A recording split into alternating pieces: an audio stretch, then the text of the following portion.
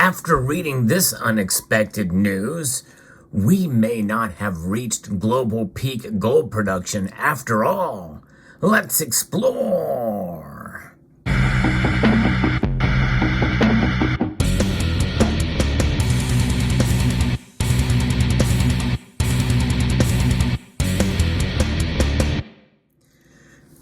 I was shocked to read the news report here from Kitco about global gold production and what they estimate in coming years.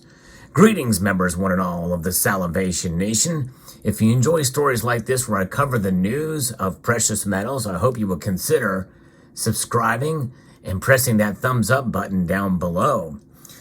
According to industry consensus data, global mine production amounted to 3,580 metric tons in 2021, which is 3% higher than in 2020, which was 3,480 tons.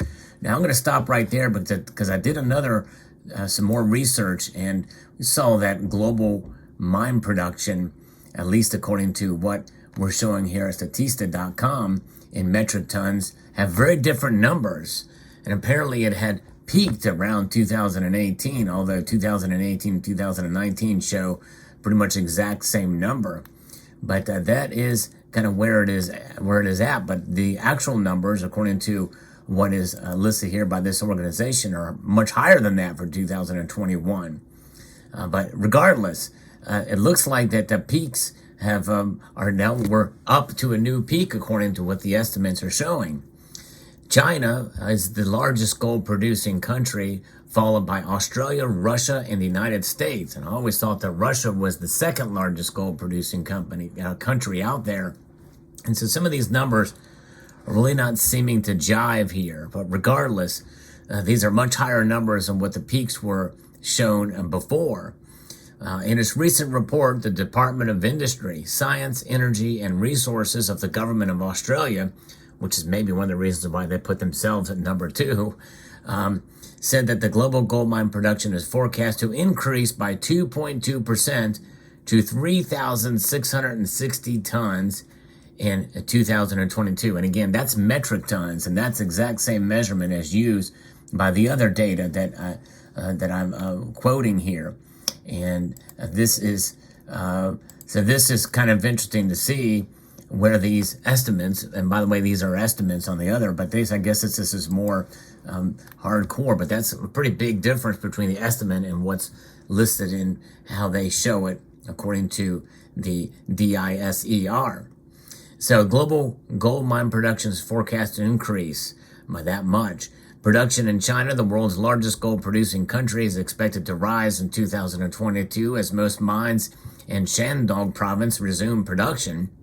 Shandong's provincial government halted operations in 2021 for safety inspections to take place.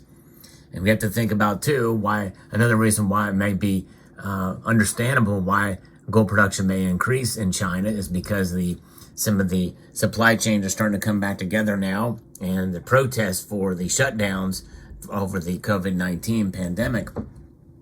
And nonetheless, production in Canada and the U.S. is forecast to increase by 19% and 9.8% to 225 and 201 tons in 2022, respectively. Production in the PNG is forecast to increase by 31% to 55 tons in 2022, driven by a restart at the Porgera mine, which has been in care and maintenance since April of 2020. So it's a lot of things that are adding up there, which is bullish for mining production. DISER added that in Australia, which is the world's second largest gold producing nation, a solid pipeline of projects is expected to bring the country's gold mine production to 308 tons in 2022. Australian gold production is expected to grow at an average annual rate of 6.5% during 2023 and 2024. And it's ironic I don't have any Australian gold here to show you on this display, but nonetheless, they're producing a lot of gold there. Production is expected to reach 331 tons in 2023, propelled by production from new mines and expansion of existing mines. and then increased further to 349 tons in 2024. Global gold mine production is forecast to rise until 2024, reaching 3,770 tons of gold, before falling to 3,737 tons in 2027. So a lot more gold is going to be produced for a lot longer, according to their estimates here. As these new mines come on stream and mine expansions occur. You've heard me cover some global mining exploration projects and companies out there, and they have been on a tear over the last couple of years, really. And I think this is part and parcel to this increase, and we're seeing now what will that mean for the gold's price in the coming years? Well, we'll talk about that here in a moment. New projects in Canada, Chile, Brazil, and Argentina are likely to increase gold output in North America and Central and South America by 124 and 82 tons respectively by 2026.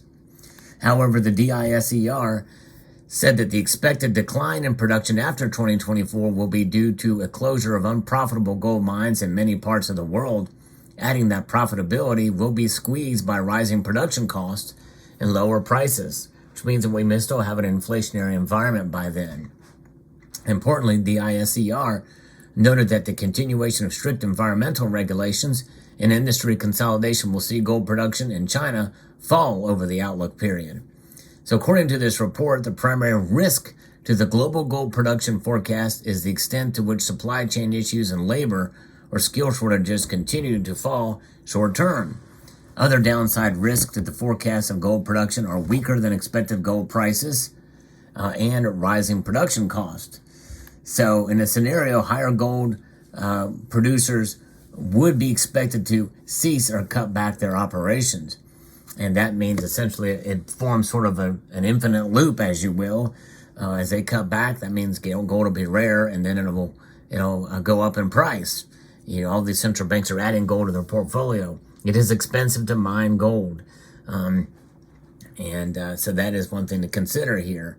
Now, looking back again, over the time, you can see there is data that they've got from their sources for the World Gold Council and DISER showing in 2018 we were well over 3,500. And so if we take these numbers into account, we certainly are still going back to, we still have not reached the peak yet, apparently. So very interesting indeed. Fascinating report, and just goes to show you how different data can be to where you look for this stuff about gold mining and estimates for gold mine and peak production. But very interesting. Let me know what your thoughts are. This is a very interesting, fascinating story. Now, what does this mean about for the price of gold coming? And again, I think it could form this loop, as you will, and maybe not so much infinite, but if gold's price remains low, it may not be as profitable for some of these new mining projects or existing mines. There's only so much gold in the ground, and they see the technology and the progression of technology and getting that gold out of the ground and the demand for it, especially in central banks, continue to add more. And as we see more and more investors of items like this in the form of gold coins, and bars and rounds are also included in there, but gold bullion is, in general, we're going to see a rise, I think, in this in the coming year. There's a lot of economic uncertainty out there. Central banks continue adding more gold, and that means I think that I think that gold's price will be largely not affected by these data coming out with new mining production, because in the grand scheme of things, that increase in gold production will be gobbled up by the folks in India and in China that accumulate it for cultural reasons, but also as a store of wealth. And many of us here in the West, where we continue to accumulate gold as a store of value and as a way to protect ourselves, because gold indeed still is rare, and that rarity will continue even with these slight increases. And we may very well see ourselves running into a gold ridgeline production. And it might be a little bit of a rocky ridgeline, because essentially one thing is for sure, that as folks have predicted the gold peak, No one has ever said that that peak was going to be a sharp one. In other words, there's going to be a lot less production. There's going to be marginally less production in the following years.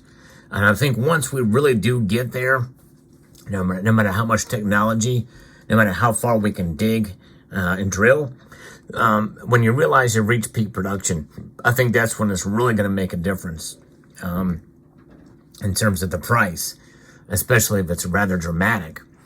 But nonetheless, I think the fundamentals and the calculus should remain the same for us in this community. We continue to stack it, we continue to hold it, and we continue to appreciate what gold is, being rare for what it is, and that really has not changed. So let me know what your thoughts are in the comment section below. A little bit of unexpected news on the day about gold's production.